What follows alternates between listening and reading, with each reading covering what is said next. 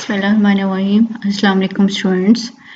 हम लोगों ने केमिकल थर्मोडायनामिक्स का चैप्टर लास्ट लेक्चर में स्टार्ट किया था। ठीक है, हमने थर्मोडायनामिक्स को डिफ़ाइन कर लिया, उसकी लिमिटेशन देख ली। इसी तरह हमने देखा कि हमारे पास थर्मोडायनामिक सिस्टम्स कौन कौन से होते हैं, यानी ओपन सिस्टम, क्लोज सिस्टम या आइसोलेटेड सिस्टम होते हैं। ठीक है, या हमने थर्मोडायनामिक वेरिएबल्स देख लिए थे कि टेम्परेचर, प्रेशर, ठीक है, वॉल्यूम, ये जो है थर्मोडायनामिक वेरिएबल्स हैं। और मेन हमने ये देखा था कि ये स्टेट फंक्शन है, मीन ये initial condition and final condition के ऊपर या इनिशियल स्टेट और फाइनल स्टेट पे डिपेंड करें, ये पाथ पे डिपेंड नहीं करें। ठीक है, इसी तरह हमने एक्सटेंसिव और इंटेंसिव प्रॉपर्टीज़ के बारे में देख लिया। और केमिकल जो थर्मोडायनामिक्स है, एक्चुअली हमने कहा कि इक्विलिब्रियम को डील करिए, तो फिर थर्मोडायनामिक इक्विलिब्रियम देख लिया कि हमारे पास मैकेनिकल इक्विलिब्रियम भी होता है और साथ जो है थर्मल इक्विलिब्रियम भी होता है, मैकेनिकल इक्विलिब्रियम भी होता है। ठीक है, तो आज हम देखते हैं थर्मोडायनामिक प्रोसेस किस तरह के हो सकते हैं। यानी कि आइसोथर्मल प्रोसेस होता है, एडियाबैटिक होता है, आइसोबैरिक होता है और आइसो कोरिक होता है। ठीक है, कि ये प्रोसेस क्या है कि कौन सा ऑपरेशन लगाएं हम, कौन सा ऑपरेशन करें, ठीक है, तो सिस्टम में चेंज आ रहा है। ठीक है, कि यानी कि एक सिस्टम को या एक प्रोसेस को हम कांस्टेंट कर दें। ठीक है, यानी कि एक थर्मोडायनामिक वेरिएबल्स को हम कांस्टेंट कर दें कि जैसे हमने टेम्परेचर को कांस्टेंट कर दिया और फिर सिस्टम को स्टडी कर रहे हैं। ठीक है, या अगर हम ये कह सकते हैं कि प्रेशर को कांस्टेंट कर दें तो फिर हम सिस्टम को स्टडी कर लें, या इसी तरह हम क्या कर सकते हैं, वॉल्यूम को कांस्टेंट करके फिर जो है सिस्टम को स्टडी करें तो वहां पे किस तरह का इफेक्ट आता है, सिस्टम के ऊपर क्या बिहेवियर शो करता है सिस्टम। ठीक है, तो ये सारी चीजें हम उसी की बेस पे हम जो है थर्मोडायनामिक सिस्टम्स को या थर्मोडायनामिक जो प्रोसेस है उनको डिवाइड करते हैं 4 टाइप के अंदर। ठीक है, अब हम थर्मोडायनामिक्स प्रोसेस पढ़ रहे हैं। When a thermodynamic system change from one state to another, the operation is called a process. कि वो क्या तरीका अपनाना है हमने कि थर्मोडायनामिक सिस्टम जो है कोई भी एक स्टेट से दूसरी स्टेट के ऊपर चला जाए। तो जो तरीका हम अपनाते हैं, जो प्रोसेस हम कर रहे हैं या जो ऑपरेशन हम लगा रहे हैं, उसको हम एक प्रोसेस कह देते हैं। ठीक है, और thermodynamic process is the path or operation by which a system changes from one state to another।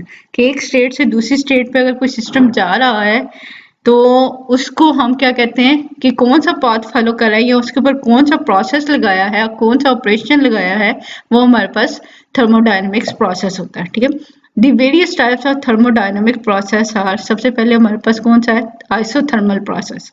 ठीक है, इनके नेम से ही इनके बारे में पता चला है। Iso mean same, thermal mean temperature. ठीक है, वो प्रोसेस जो सेम टेम्परेचर पे होगा, या आप सिंपली से कह देंगे जो कांस्टेंट टेम्परेचर पे रहेगा, जिसमें सिस्टम का टेम्परेचर चेंज नहीं होता। ठीक है, तो यहाँ पे क्या है, it is the process in which the temperature of the system remain constant during each step. कि चाहे हम जितना मर्जी रिएक्शन कर लें, टेम्परेचर जो है वो क्या होगा, कांस्टेंट होगा। This is often achieve by placing a system in a thermostat. ठीक है, कि थर्मोस्टेट के अंदर क्या होता है, टेम्परेचर जो है मेंटेन रहता है, एक ही टेम्परेचर हमने फिक्स कर दिया होता है। तो वहां पे हमारे पास मैथमेटिकली क्या होता है कि temperature is equal to constant या change in temperature is equal to 0, क्योंकि टेम्परेचर हमने कांस्टेंट कर दिया है, इनिशियल और फाइनल टेम्परेचर क्या है, सेम है। तो डेल टी हमारे पास क्या आ जाता है, 0 आ जाता है इस केस में। ठीक है, दूसरा प्रोसेस क्या है, एडियाबैटिक। ठीक है, एडियाबैटिक प्रोसेस के अंदर जो है हीट का चेंज नहीं होता। हीट को हमने जो है क्यू से रिप्रेजेंट करते हैं। ठीक है, और यहाँ पे हीट का चेंज 0 है, यानी कि डेल क्यू हमारे पास क्या 0 क्या होगा, 0 होता है। A process in which no heat is exchange between the system and its surrounding is called an adiabatic process. ठीक है, कि अब देखिए हीट चेंज किस में हो सकती है, या हीट का ट्रांसफर कहाँ से होता है, या सराउंडिंग से सिस्टम के ऊपर हो सकता है या सिस्टम से सराउंडिंग के ऊपर हो सकता है। तो इसीलिए हम कहते हैं कि सिस्टम और सराउंडिंग के दरमियान में हीट का एक्सचेंज नहीं हो रहा। ठीक है, तो ये हमारे पास क्या होगा, ये एडियाबैटिक प्रोसेस कहते हैं। Example of sudden bursting of a cycle tube is an adiabatic process or compression of mixture of oil vapors and air during the compression stroke of an internal combustion engine की यहाँ ये इसकी दो examples दी हुई हैं कि जहाँ पे सिस्टम के अंदर हमारे पास क्या है, हीट का चेंज नहीं होता। ठीक है, आइसोबैरिक प्रोसेस क्या हो सकता है? It is a process in which the pressure of system remain constant during each step, कि each step में हमारे पास क्या है, pressure of system remain constant। ठीक है, यानी कि प्रेशर के अंदर कोई चेंज नहीं आता। तो इसके नेम से जाहिर है कि हमारे पास क्या है कि प्रेशर जो होगा वो चेंज नहीं हो रहा। आइसो बार आपको पता है जैसे बैरोमीट्रिक लॉ है, प्रेशर के लिए यूज होता है। ठीक है, तो बैरिक के वर्ड से ही आपको पता चला कि प्रेशर की टर्म आ रही है हमारे पास। ठीक है, तो यहाँ पे मैथमेटिकली क्या है, P इज कांस्टेंट या change in P is constant. ठीक है, एग्जाम्पल इसकी क्या है, reaction taking place in open beaker. एक ओपन बीकर में अगर कोई रिएक्शन हो रहा है, ठीक है, heating of water to its boiling point and its vaporation take place at the same atmospheric pressure. ठीक है, यानी कि कोई भी सिस्टम है तो उसके अंदर जो है प्रेशर के अंदर चेंज नहीं आ रहा।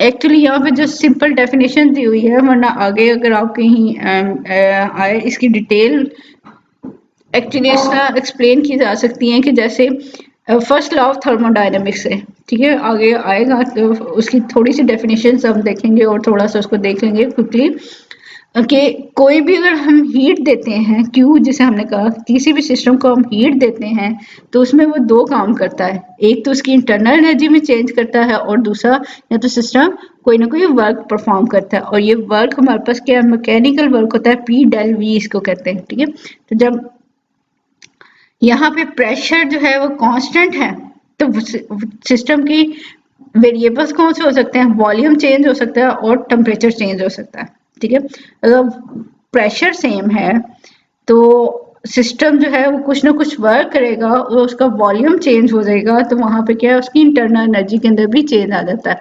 लेकिन यहाँ पे आप लोगों को इसकी डिटेल में नहीं बताया गया, जस्ट आप लोगों को सिंपल इसकी डेफिनेशन बताई जा रही हैं। ठीक है, आइसोकोरिक प्रोसेस क्या है, when there is no volume change in the system during the various operation, then the change is called isochoric। ठीक है, आइसोकोरिक का मतलब क्या है, जिसमें वॉल्यूम में चेंज नहीं आता। ठीक है, अगर वॉल्यूम में चेंज नहीं आता तो जो वर्क है सिस्टम का, ठीक है, वो क्या होता है, पी डेल वी। तो डेल वी अगर जीरो है तो वर्क डन बाय सिस्टम क्या है, जीरो है। ठीक है, तो जितनी भी हम एनर्जी देते हैं या जितनी भी हम हीट देते हैं वो उसके इंटरनल एनर्जी को इंक्रीज कर देती है। ठीक है, लेकिन सिंपली यहाँ पे हमारे पास क्या है, del V is equal to zero. इसी तरह हमारे पास क्या है, फिफ्थ प्रोसेस क्या हो सकता है, cyclic process. When a system in a given state goes through a number of different process and finally return to its initial state, कि पहले साइक्लिक प्रोसेस क्या है, एक चीज से दूसरी बनी, दूसरी से तीसरी, तीसरी से चौथी, पांचवी, ठीक है, वो वापस जो है पहली स्टेट में आ जाए, तो ये हमारे पास क्या होते हैं, साइक्लिक प्रोसेस होता है। ठीक है, the overall process is called cyclic process and for cyclic process del E is equal to zero and del H is equal to zero. Heat content जो है वो हमारे पास क्या है, जीरो है, और इंटरनल एनर्जी भी यहाँ पे उसमें भी चेंज ऑफ एनर्जी जो है वो भी जीरो है, यानी सिस्टम वापस अपनी इनिशियल स्टेट के ऊपर आ गया। ठीक है, कि हमारे पास क्या है कि ये डिफरेंट टाइप्स के प्रोसेस होते हैं, इनको डिटेल में एक्सप्लेन किया जा सकता है फर्स्ट लॉ ऑफ थर्मोडायनेमिक्स के साथ। ठीक है, आगे एक टर्म आ रही है reversible and irreversible process. Actually यहाँ पे तो जस्ट आपको डेफिनेशन दे दी जा रही है, लेकिन जैसे सेकंड लॉ है, फर्स्ट लॉ है, तो वो उसके लिए जैसे एंट्रोपी के बारे में हमने लिखना है, तो एंट्रोपी को अगर स्टडी करना है तो रिवर्सिबल एक्शन की कुछ और होगी, इरिवर्सिबल एक्शन की कुछ और होगी। ठीक है, तो वहां पे ये सारी टर्म जो है बड़ी इंपॉर्टेंट है। तो अगर हम रिवर्सिबल प्रोसेस देख रहे हैं तो वैल्यू सारी चेंज हो सकती हैं। ठीक है, सारी डेरिवेशन चेंज हो सकती है। अगर हम साइक्लिक प्रोसेस देख रहे हैं तो उसके लिए वैल्यू कुछ और आएगी, रिवर्सिबल के लिए कुछ और आती है, इरिवर्सिबल के लिए कुछ और आती है, या आइसोकोरिक के लिए कुछ और आएगी, आइसोबैरिक और आइसोथर्मल के लिए आपके पास वैल्यूज कुछ और आएंगे। ठीक है, यहाँ पे तो जस्ट आप लोगों को डेफिनेशन दी जा रही है ताकि आप लोगों को माइंड में थोड़ा सा जो है ये क्लियर हो जाए कि ये कौन कौन से प्रोसेस होते हैं। रिवर्सिबल एंड इरिवर्सिबल प्रोसेस देख लेते हैं। रिवर्सिबल प्रोसेस क्या होता है? A thermodynamic reversible process is that in which all of the changes occurring in any part of the system are exactly reversed when it is carried out in opposite direction। ठीक है, कि क्या है कि जो भी प्रोसेस हो रहा है वो एग्जैक्टली उसी तरह वापस हो जाए। ठीक है, उससे ना तो हीट लॉस हो, यानी कि वो डेविएशन उसके अंदर ना आए। जैसे सिंपल एक बात कहूँ, मैं आपको एक जगह से दूसरी जगह जाने का कहूँ, तो फर्ज करें कि आप एक जगह से दूसरी जगह गए हैं, और रिवर्सिबल का मतलब क्या है कि एग्जैक्टली उसी तरफ से उसी उतने ही स्टेप उतनी ही हर चीज करके आप वापस आए। ठीक है, यानी कि आप ये नहीं है कि आप इधर मुड़ जाएं किसी और साइड पे मुड़ जाए। ठीक है, तो जैसे ही आप सीधा एक साइड पे गए हैं और वहीं से एग्जैक्टली ऐसे ही वापस आ जाए, तो वो हमारे पास क्या होता है कि वो रिवर्सिबल एक्शन होता है। ठीक है, in reversible process the change of system is allowed to happen slowly in minutes, very small quantities until the whole of the specified change is achieved। इसमें क्या होता है कि आस्ता आस्ता स्लोली हमारे पास सिस्टम के अंदर चेंजेस आती रहती हैं, और उस टाइम तक आती हैं जब तक टोटल चेंज हमारे पास आ नहीं जाता। ठीक है, और उसके बाद क्या, अगर उसका रिवर्स आ रहा है तो वो भी स्लोली जो है वो वापस अपनी इनिशियल स्टेट के अंदर आ जाएगा। In an ideally reversible process the change must occur in successive stages of infinite small quantities. ठीक है, कि ये स्मॉल चेंजेस जो है ना आस्ता आस्ता होती रहती हैं, और वो वापस जो है दोबारा उसी तरह वापस भी आ सकती है। The small changes should be carried out in such a way that throughout the transition the system must maintain virtual thermodynamic equilibrium at each of the small changes। ठीक है, हमने कहा था कि थर्मोडायनेमिक सिस्टम जो है वो इक्विलिब्रियम में होता है, तो इसका मतलब है अगर स्मॉल चेंज एक डायरेक्शन में आ रहा है तो उतना ही स्मॉल चेंज जो है वो अपोजिट डायरेक्शन में भी आ रहा होगा। ठीक है, यानी सिस्टम जो है इक्विलिब्रियम पे मेंटेन रहेगा, सिस्टम का इक्विलिब्रियम डिस्टर्ब नहीं होता।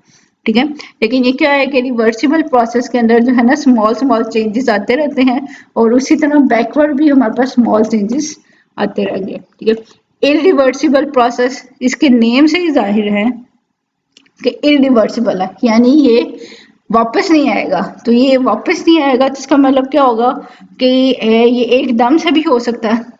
ठीक है, कि सडनली कोई रिएक्शन होगा या स्पॉन्टेनियसली कोई रिएक्शन होगा, तो ये हमारे पास वापस नहीं आएगा।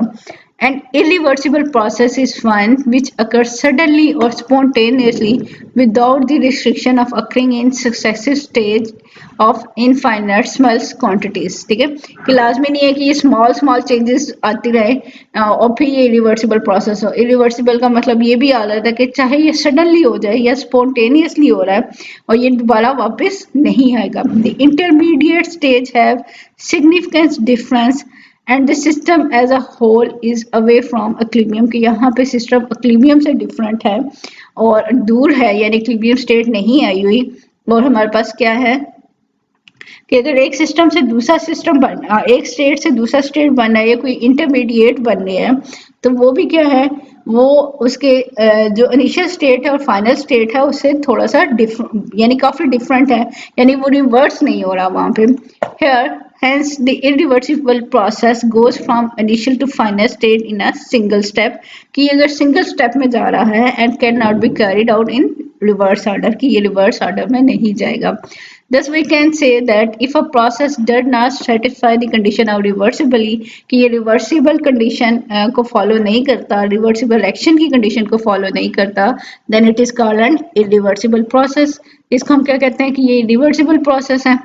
The irreversible process is also called spontaneous process, कि हमारे पास जो spontaneous process होते हैं वो उनको हम क्या कह देते हैं कि ये हमारे पास irreversible process है।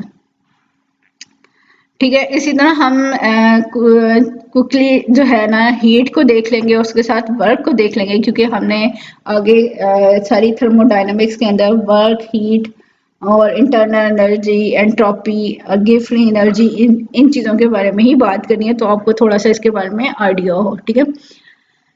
When a change in the state of system occur, energy is transferred into and out of a system across its boundary, ठीक है। किसी भी सिस्टम में चेंज जो आ रहा है, ठीक है, किसी भी सिस्टम की स्टेट में चेंज आ रहा है, तो वो उसका मतलब है उसमें एनर्जी ट्रांसफर हो रही है, ठीक है। अब एनर्जी किस फॉर्म में ट्रांसफर हो सकती है, या हीट की फॉर्म में, या फिर सिस्टम कोई वर्क करे, ठीक है। वर्क करेगा तो उसकी एनर्जी यूटिलाइज होगी, ठीक है। वर्क करेगा तो वो एनर्जी यूटिलाइज कर सकता है या एनर्जी गेन कर सकता है, ठीक है, या एनर्जी लूज कर रहा है, या फिर हमारे पास क्या है कि वो हीट की फॉर्म में एनर्जी को लूज कर दे या हीट की फॉर्म में एनर्जी को गेन कर ले, ठीक है। तो एनर्जी जब ट्रांसफर होनी है, किसी भी सिस्टम के अंदर आनी है या सिस्टम से बाहर जानी है, ठीक है, तो तभी हमारे पास सिस्टम में चेंज आएगा। This energy may be transferred as heat और मैकेनिकल वर्क, ठीक है। तो एनर्जी किस फॉर्म में ट्रांसफर हो सकती है, या हीट की फॉर्म में या फिर मैकेनिकल वर्क में। We shall refer the work for mechanical work in mechanics, work is defined. अब वर्क को हम किससे डिफाइन कर रहे हैं, हमारे पास क्या है, define as the product of force पर and distance through which the force act, ठीक है। मैकेनिक्स के अंदर, ठीक है, वर्क को कैसे डिफाइन किया जाता है कि फोर्स पर कितने फोर्स किसी भी सिस्टम पे लगाई जाए और वो कितना डिस्टेंस जो है उसकी वजह से कोई सिस्टम कवर अप कर रहा है, तो वो हमारे पास वर्क होता है, ठीक है। तो work is equal to force into distance. अब थर्मोडायनेमिक्स में वर्क क्या है, in thermodynamics work is defined as any quantity that flow across the boundary of a system during a change in state and is completely convertible into lifting of a weight in the surrounding।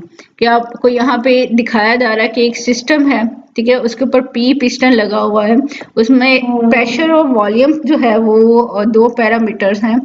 तो अगर हमारे पास क्या है कि कोई system है किसी भी बीकर के अंदर या किसी वेसल के अंदर है, तो किसी सिस्टम में वर्क में डन हो रहा है या किसी कोई सिस्टम के ऊपर वर्क हो रहा है या कोई सिस्टम खुद वर्क कर रहा है, तो उसके हमने ये चेक करना है कि उसके प्रेशर में चेंज कितना आ रहा है और उसके वॉल्यूम में चेंज कितना आ रहा है, ठीक है।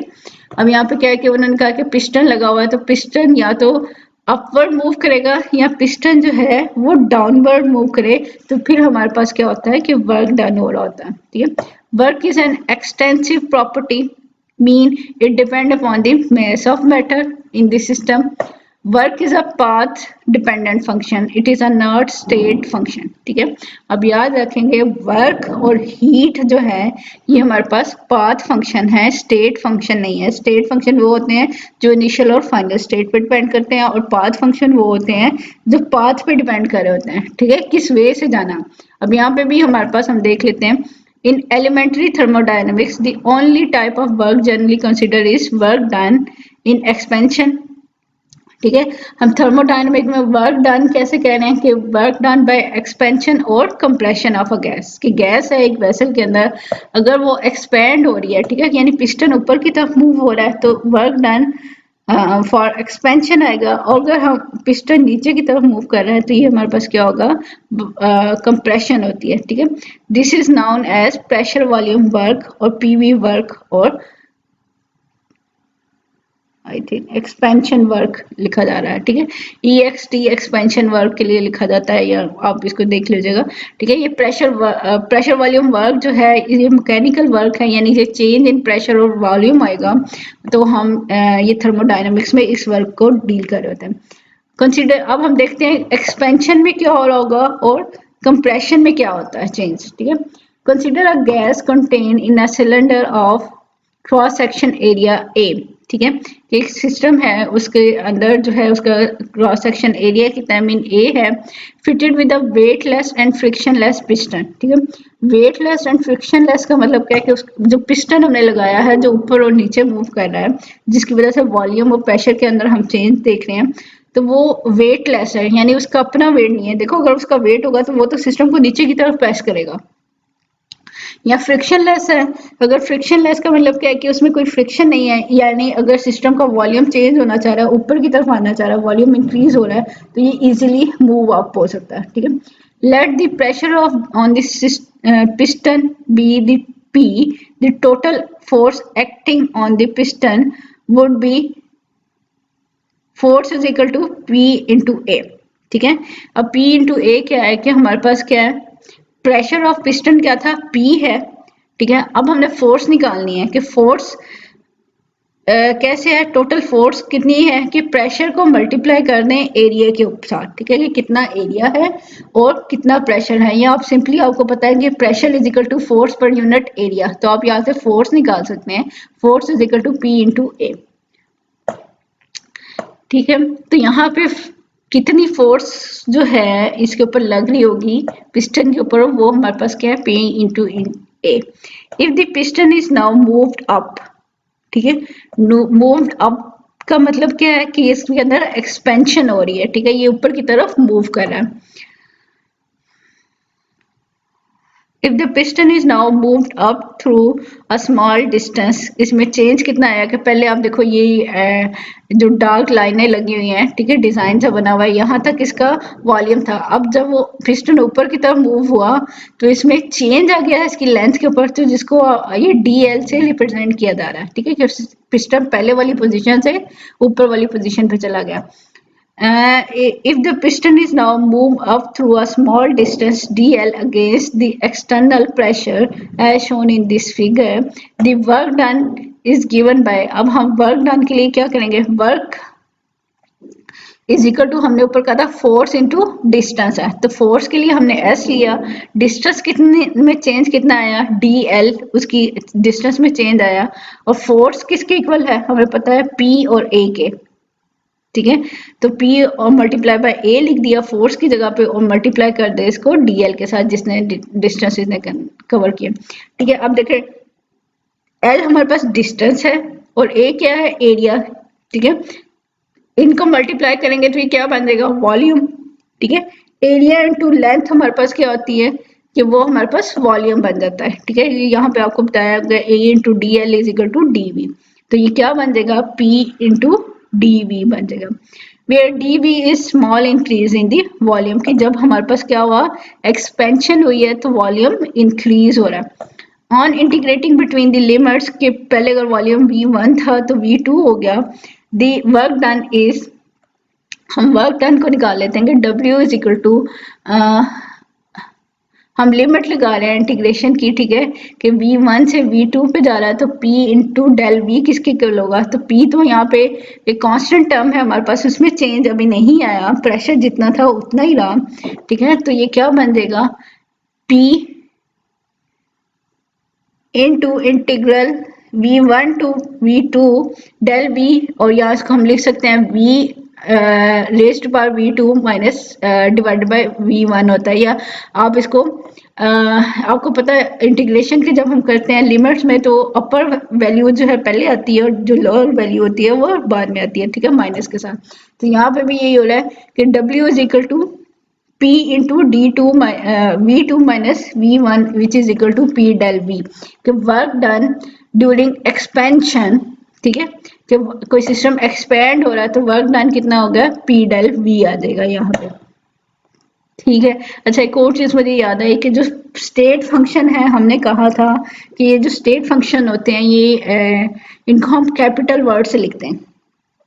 ठीक है, जैसे प्रेशर, वॉल्यूम, टेम्परेचर, लेकिन जो पाथ फंक्शन है उसे हमने जो स्मॉल ABC होती है उससे लिखते हैं। तो ये जो W है हमने ऊपर कहा है कि ये हमारे पास क्या है कि ये पाथ फंक्शन है, यानी हमें इसकी सिंबल देख के पता चल जाएगा कि ये हमारे पास पाथ फंक्शन है, ये स्टेट फंक्शन नहीं है। ठीक है, साइन कन्वेंशन टू वर्क के साइन क्या होते हैं कि अगर वर्क डन बाय सिस्टम होगा तो वो उसके साइन कुछ और होंगे, और अगर work done on system by surrounding होगा तो उसके साइन जो है वो चेंज होंगे। ठीक है,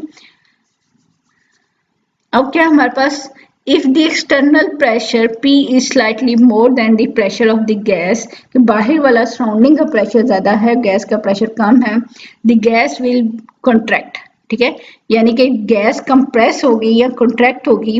the work will be done by the surrounding on this system, कि अब सिस्टम के ऊपर वर्क हुआ है जो कि सराउंडिंग ने किया। ऊपर वाली फिगर दिखा देती हूँ। अब क्या हो, अगर ये पिस्टन ऊपर वाली पोजीशन पे है, बाहर से एक्सटर्नल प्रेशर ज्यादा है, तो क्या होगा, पिस्टन पे प्रेशर फील होगा, तो वो क्या होगा, डाउनवर्ड नीचे की तरफ आएगा। तो अब क्या हुआ, अब सिस्टम ने वर्क नहीं किया बल्कि अब सराउंडिंग ने वर्क किया है सिस्टम के ऊपर। ठीक है, तो अब यहाँ पे क्या है, अब यहाँ पे हो क्या रहा है, work will be done by surrounding on this system, यानी कि सिस्टम क्या हुआ है, कॉन्ट्रैक्ट हो तो सिस्टम के ऊपर सराउंडिंग ने वर्क किया है। ठीक है, वर्क इज पॉजिटिव कब, the work done on the system by the surrounding। ठीक है, यानी W कंट्रैक्शन इज पॉजिटिव, कि जब कॉन्ट्रैक्शन होगी, जब सराउंडिंग वर्क करेगा तो साइन वर्क का क्या आएगा, पॉजिटिव आएगा। ठीक है, work is negative, negative work कब होता है, work done by the system on the surrounding, कि जब सिस्टम ने काम किया किस, तो वो क्या होगा, नेगेटिव। अब इसके छोटी सी एग्जांपल देती हूँ कि जब हम खुद काम करेंगे तो हमारी एनर्जी यूज होगी। ठीक है, तो अब इसको आप कहते हैं कि एनर्जी यूज हो रही है, तो क्या है, नेगेटिव हो रहा है। लेकिन अगर हमें कोई दूसरा काम करके दे दे तो हमारी तो एनर्जी यूज नहीं हो रही है, हमें तो बेनिफिट मिल रहा है उससे। ठीक है, तो वो पॉजिटिव होगा। जैसे वैसे आप लोगों को समझाने के लिए एग्जाम्पल दे रही हूँ, आप सिंपल इसको याद रखें कि हमारे पास क्या है, कि जब सराउंडिंग वर्क करेगी तो कंट्रैक्शन होगी, और कंट्रैक्शन हो रही है तो वो वर्क डन पॉजिटिव होगा, क्योंकि सराउंडिंग ने वर्क किया, सिस्टम ने वर्क नहीं किया। अब दूसरी तरफ क्या है कि वर्क डन बाय सिस्टम है, तो क्या हो रहा है, एक्सपेंशन हो रही है, वॉल्यूम में चेंज आ रहा है, तो जब सिस्टम वर्क कर रहा है तो वो नेगेटिव होगा। Thus work done for expansion is equal to negative. ठीक है, ये नेगेटिव साइन आ गया। ठीक है, नेगेटिव पी डेल बी है, और जब कॉन्ट्रैक्शन हो रही है तो हमारे पास क्या है कि ये पॉजिटिव वर्क डन है। ठीक है, पी डेल वी आ गया, इसमें पॉजिटिव आएगा।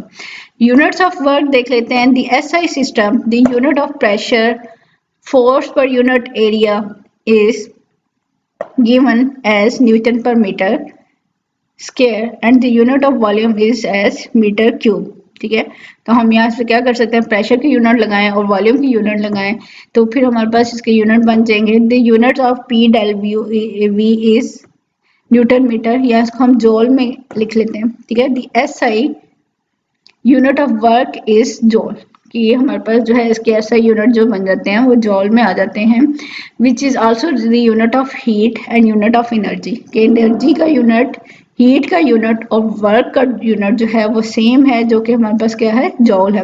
We often use the kilo joule.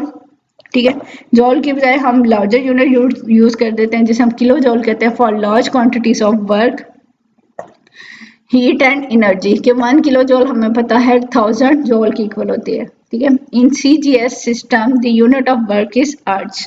ठीक है, ये कि हम सीजीएस सिस्टम के अंदर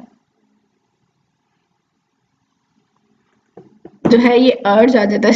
सिंस अर्ज is so small a bigger unit, यानी जॉल इज नाउ यूज्ड, कि हमारे पास क्या, 1 अर्ज इज इक्वल टू 10⁻⁷ जॉल की इक्वल होती है। तो अगर आपको अर्ज में वैल्यू दी गई है तो आप उसको जॉल में कन्वर्ट कर सकते हैं, और जॉल से आप किलो जॉल में भी कन्वर्ट कर सकते हैं। ठीक है, आगे आपको एक्सप्लेन किया, work is a path function not a state function and it is represented by W, यानी कि ये स्मॉल लेटर से रिप्रेजेंट किया जा रहा है, तो आपको पता है कि ये हमारे पास पाथ फंक्शन है, ये हमारे पास स्टेट फंक्शन नहीं है।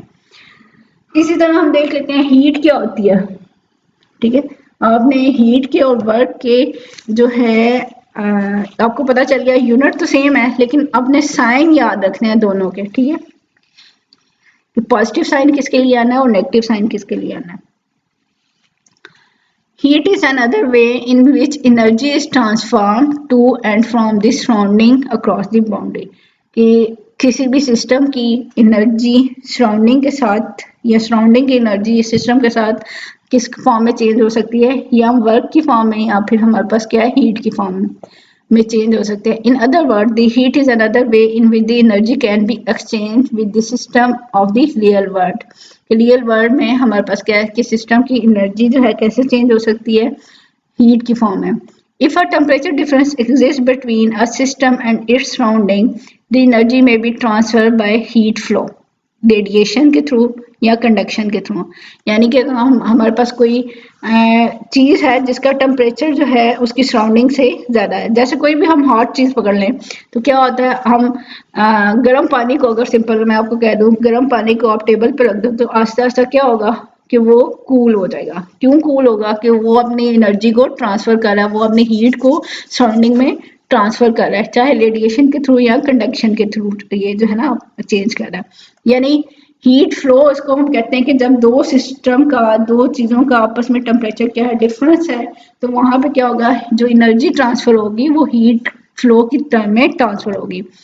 Heat is like a work a method by which system exchange energy, के एक मेथड है जिससे सिस्टम जो है एनर्जी को चेंज कर सकता है। It is convenient to picture the heat as flowing in a direction, कि हीट जो है किसी स्पेसिफिक डायरेक्शन में मूव कर रही है, मीन हायर एनर्जी से लोअर एनर्जी वाली साइड पे जा रही होगी, ठीक है, हाई टेम्परेचर से लो टेम्परेचर वाली साइड पे, ठीक है। This symbol for heat is Q, small Q है। स्मॉल क्यू है तो आपको पता है ये पाथ फंक्शन है, ये स्टेट फंक्शन नहीं है, because heat is a path function and is not a state function. अब हम देखते हैं sign convention for Q. Q is positive, ठीक है, किस टाइम? जब किसी सिस्टम को हीट दी गई है, जब यानी एंडोथर्मिक प्रोसेस है तो हम हीट उसको देते हैं कि वो सिस्टम जो हीट को एब्जॉर्ब करता है। तो जब हीट एब्जॉर्ब हो रही है तो क्यू क्या होगा, पॉजिटिव होगा, क्योंकि सिस्टम ने हीट गेन की है, ठीक है। The heat is absorb by the system from the surrounding, यानी एंडोथर्मिक प्रोसेस है तो क्यू क्या होगा, पॉजिटिव है। क्यू इज नेगेटिव कब, heat is release by the system to the surrounding, ठीक है। जब सिस्टम हीट को रिलीज करेगा सराउंडिंग में, एक्सोथर्मिक प्रोसेस होता है तो हीट जो है रिलीज होती है, तो ये नेगेटिव साइन है, ठीक है। यूनिट ऑफ हीट क्या है? ऐसा unit of heat is जॉल which is also the unit of work and unit of energy. ऊपर हमने देख लिया था यूनिट ऑफ हीट क्या है। The unit of heat which was used for many years is calorie, ठीक है, कि 1 calorie is equal to 4.184 joule, ठीक है। कि हमने इसको जॉल में कन्वर्ट करना हो या जॉल से कैलोरी में कन्वर्ट करना हो तो हम इसको कन्वर्ट कर सकते हैं। अब हमारे पास एक इम्पोर्टेंट टर्म आ गया, इंटरनल एनर्जी, ठीक है। समटाइम इसको ई से लिखा जाता है, समटाइम इसको यू से लिखा जाता है, ठीक है। तो कहीं पे भी अगर किसी बुक में आपको यू से नजर आए या किसी बुक में आपको ई से नजर आए तो हमने कंफ्यूज नहीं होना कि ये इंटरनल एनर्जी है हमारे पास। कि जितनी भी सिस्टम के पास एनर्जी होती है, ठीक है, कोई भी मॉलिक्यूल है, कोई भी सिस्टम है, तो उसके पास एक स्पेसिफिक एनर्जी होगी। अभी हम देखते हैं ये किस चीज, ये एनर्जी कहाँ से आती है सिस्टम के पास, तो इसको हम कहते हैं कि उसकी इंटरनल एनर्जी है। The energy associated with the system by virtue of its molecular constitution and molecule and motion of its molecule is called internal energy। कि ये एनर्जी कहाँ से आ रही है, कि एनर्जी फ्रॉम मॉलिक्यूल की मोशन से या उसकी कंस्टिट्यूशन से जो एनर्जी बन रही है, ठीक है, वो हमारे पास क्या है, इंटरनल एनर्जी, ठीक है। मोशन कौन कौन सी हो सकते हैं, जैसे हम सिंपली कह देते हैं इलेक्ट्रॉन की मोशन, यानी आप इसको कह सकते हो kinetic energy, electronic energy, vibrational energy, ठीक है, या ट्रांसलेशनल एनर्जी, ये क्या हो गई, मोशन से डील कर रही है, ठीक है, एनर्जीज। इसी तरह मॉलिक्यूल की कंस्टिट्यूशन क्या है, कि कंस्टिट्यूशन का मतलब क्या है कि उसके अंदर क्या क्या एलिमेंट है, क्या क्या चीज है, ठीक है। यानी जैसे वाटर है, वाटर में ऑक्सीजन है और हाइड्रोजन है। इसी तरह अमोनिया के अंदर क्या है, नाइट्रोजन है, हाइड्रोजन है, ठीक है, 3 हाइड्रोजन है। उनके अंदर दरमियान में बॉन्ड कौन सा है, सिंगल बॉन्ड है, डबल बॉन्ड है, उसके अंदर लोन पेयर ऑफ इलेक्ट्रॉन्स है। ये क्या क्या चीज है, यानी मॉलिक्यूलर कंस्टिट्यूशन और मॉलिक्यूलर मोशन मिलके जो एनर्जी बनाती हैं उसको हम क्या कहते हैं, ये हमारे पास इंटरनल एनर्जी है। The energy associated with the system by virtue of its molecular constitution and motion of its molecule is called internal energy. In other words, the total of all possible kinds of energy of a system is called internal energy। कि जितनी भी energy है system के पास उन सब को हम plus कर लें तो टोटल कर लें तो वो हमारे पास क्या होती है कि टोटल एनर्जी उसकी होती है, उसको हम कहते हैं internal energy. Hence internal energy is made of 2 energies, कि मेनली हमारे पास क्या है, 2 एनर्जीज है। कि एक उसकी पोटेंशियल एनर्जी आ गई जिसको हम कहते हैं कि internal potential energy. The contribution of energy due to molecular constitution is called internal potential energy। कि मॉलिक्यूल का कितना पोटेंशियल है, कि मॉलिक्यूल का पोटेंशियल डील कर रहा है कि उसके अंदर क्या क्या चीज है, ठीक है, वो किस चीज से बना हुआ है, तो वो उसकी इंटरनल पोटेंशियल एनर्जी हो जाएगी। और इंटरनल काइनेटिक एनर्जी क्या होगी, जो उसकी मोशन से डील कर रही होगी, ठीक है। The contribution of energy due to motion of molecules, atoms, ions और इलेक्ट्रॉन, ठीक है, of system is called internal kinetic energy. Such motion में भी ट्रांसलेशनल भी हो सकती है, वाइब्रेशनल भी हो सकती है, रोटेशनल भी हो सकती है, या स्पिनिंग इलेक्ट्रॉनिक, न्यूक्लियर, ठीक है, यानी उसके इलेक्ट्रॉन की स्पिनिंग की वजह से भी, वो भी तो मूव कर रहे हैं तो उनकी स्पिनिंग हो रही है, ठीक है, या न्यूक्लियस के अंदर कोई पार्टिकल मूव कर रहे हैं तो उनकी वजह से भी उसकी जो है इंटरनल काइनेटिक एनर्जी बनती है, ठीक है। Thus the total internal energy is equal to potential energy plus internal kinetic energy, यानी internal potential energy plus internal kinetic energy आ जाता है। The total internal energy of a molecular system is given by, क्या हम E total कैसे कर सकते हैं, E total is equal to ET, यानी ये ट्रांसलेशनल काइनेटिक एनर्जी, ER क्या है, रोटेशनल काइनेटिक एनर्जी, EV क्या है हमारे पास, रोटेशन वाइब्रेशनल काइनेटिक एनर्जी है, ठीक है, EB क्या है, bond energy of occupied orbital, कि जो ऑर्बिटल्स किसी भी सिस्टम ने, किसी भी मॉलिक्यूल ने ऑक्युपाइड किए हुए हैं, यानी उनके अंदर इलेक्ट्रॉन है, तो उनकी जो एनर्जी है उसको EB कर रहे हैं, ठीक है, और प्लस कर देंगे हम E से, ये स्मॉल e किसके लिए है, electronic energy, which is the sum of energies, ठीक है। अब E नॉट क्या होता है, 0 पॉइंट एनर्जी होती है, ये आगे जाके आप जब वाइब्रेशनल स्टडी पढ़ोगे तो E नॉट भी आ जाएगी, आप लोग देख लोगे।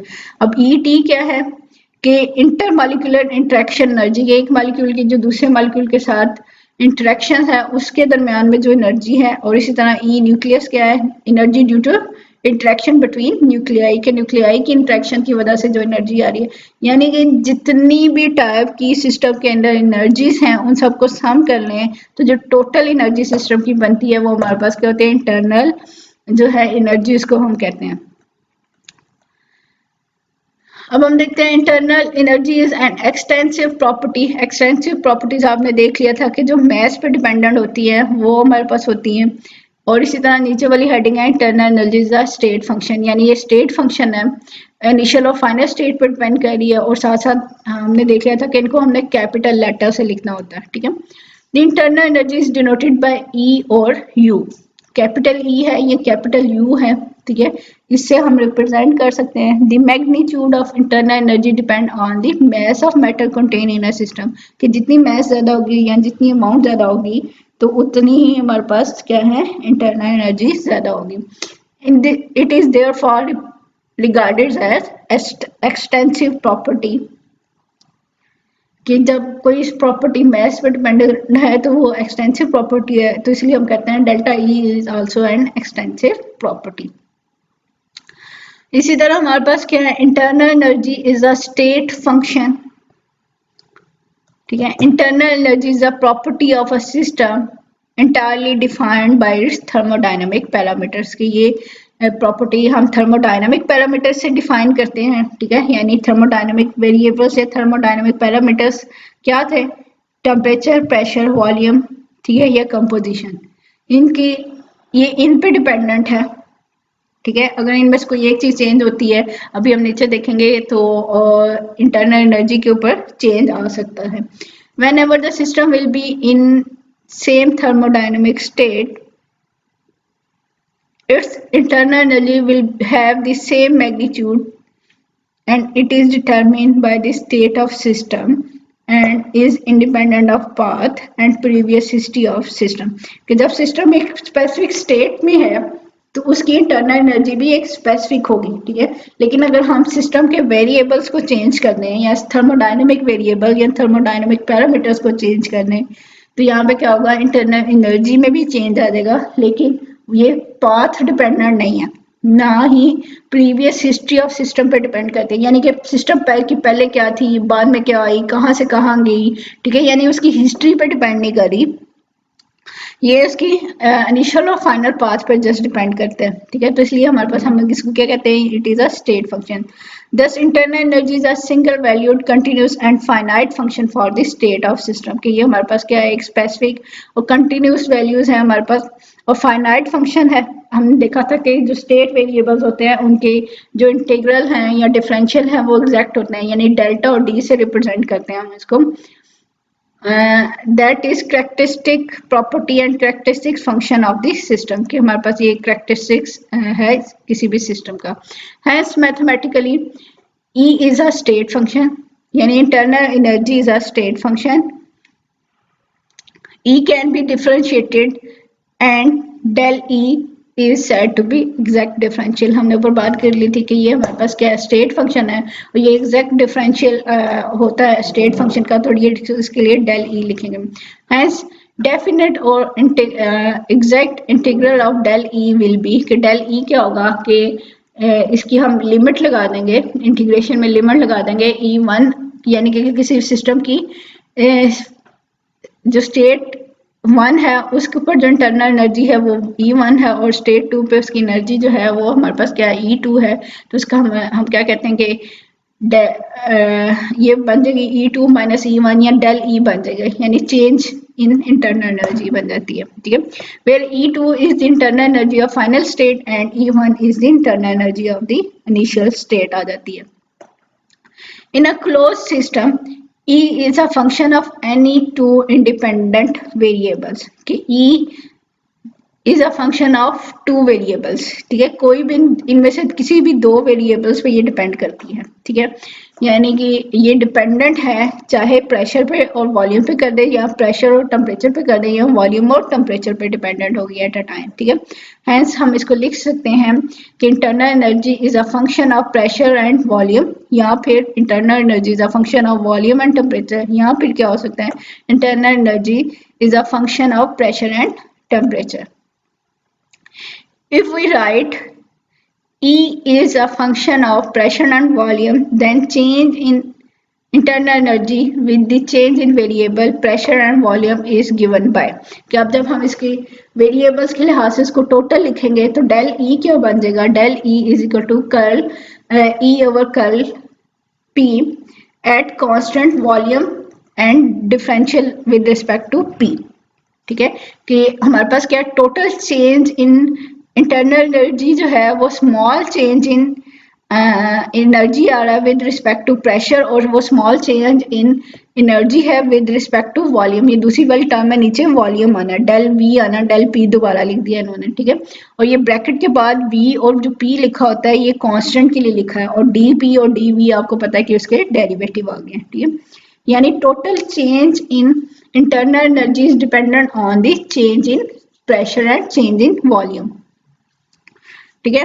It is not possible to measure the absolute value of E for a system in a given state, कि हम absolute value नहीं निकालते बल्कि हम change निकालते हैं, ठीक है।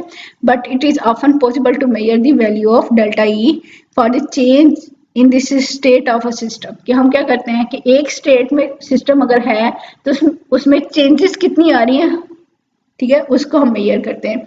If del E be the difference of energy of the final state and initial state, ठीक है, तो ये ई फाइनल और ई इनिशियल आ जाएगा। We can write del E is equal to E final minus E initial, ठीक है। The energy of a system changes because energy is transfer into and out of a system across the boundary, के internal energy क्यों change हो रही है या energy क्यों change हो रही है, क्योंकि हीट जो है वो ट्रांसफर हो रही है, यानी एक्सचेंज हो रहा है हीट का सिस्टम का और सराउंडिंग का थ्रू बाउंड्री। हमने देखा था बाउंड्री कोई भी हो सकती है, इमेजिनरी भी हो सकती है, रियल भी हो सकती है। The two ways of transferring energy across the boundary of a system are heat and work, कि हमने देख लिया पीछे कि हीट या एनर्जी कैसे ट्रांसफर होती है in the form of heat and work की फॉर्म में।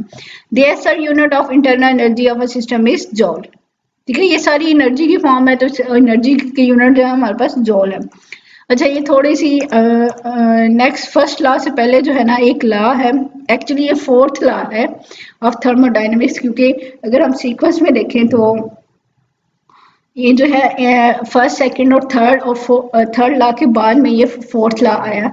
यहाँ से एक्चुअली अगर आप पेज नंबर देखो तो मैंने जो है ना एक पेज मिस किया है, यानी मैं अब आप लोगों को इसकी डिटेल में नहीं बताना चाह रही थी, तो इसलिए वो मैंने पेज जो है स्किप कर दिया। जस्ट अगर आप लोगों से कोई पूछ ले कि जीरोथ लॉ ऑफ थर्मोडायनेमिक्स क्या है, तो आप उसके बारे में जस्ट थोड़ी सी इसकी डेफिनेशन आप लोगों को पता होनी चाहिए, इसलिए हम इसकी डिटेल में नहीं जा रहे, ठीक है।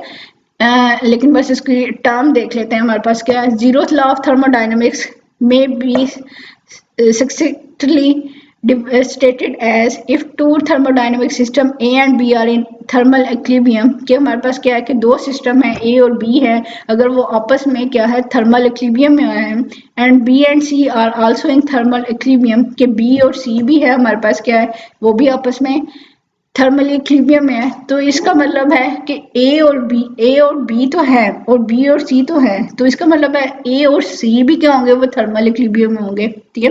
Then A and C are also in thermal equilibrium. A system in thermal equilibrium is a system whose properties like pressure, volume, temperature are not changing with time, ठीक है। कि जब सिस्टम इक्विलिब्रियम में है तो उसकी सारी प्रॉपर्टीज क्या है, वो फिक्स हैं, चेंज नहीं हो रही, ठीक है। In other words, this law can be stated when two objects are separately in अच्छा देखिए अब पेज मिस हो गया, ठीक है, कि सेपरेटली आपस में क्या है थर्मल इक्विलिब्रियम में है, तो वो थर्ड वाले के साथ भी थर्मल इक्विलिब्रियम में होंगे, ठीक है। अब ये थोड़ी सी पैराग्राफ रह गया इसका, तो मैं इसको पढ़ देती हूँ, वरना हमने नेक्स्ट टाइम जो है हम फर्स्ट लॉ ऑफ थर्मोडायनेमिक्स देखेंगे, ठीक है। अब अच्छा these are included because together with the transitivity statement the equilibrium relationship, अब यहाँ से आप स्टडी कर लें, ठीक है। the equilibrium relationship between the two system become what mathematics call the equivalence relation, ठीक है। कि ये अगर एक सिस्टम जो है उसमें दो कंपोनेंट है ए और बी, वो आपस में इक्विलिब्रियम में है यानी इक्वल हैं, और इसी तरह बी और सी आपस में इक्वल हैं या इक्विलिब्रियम में है, तो इसका मतलब है ए और सी भी जो है आपस में इक्विलिब्रियम में होंगे या इक्वल होंगे, तो इसीलिए इसको इक्विवेलेंस रिलेशनशिप भी कहा जा रहा है। which allows a number of mathematical theorems to be easily proved, कि एक सिस्टम अगर दूसरे के इक्वल है तो इसका मतलब है दूसरा पहला और तीसरा भी इक्वल होंगे, यानी इस तरह की आपने मैथमेटिकल थ्योरम भी देखे हुए हैं।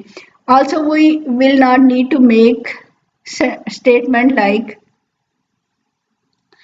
if A and B are in equilibrium with the C, then there are in equilibrium with the each other, कि ये आपस में भी equilibrium में A और C, ठीक है।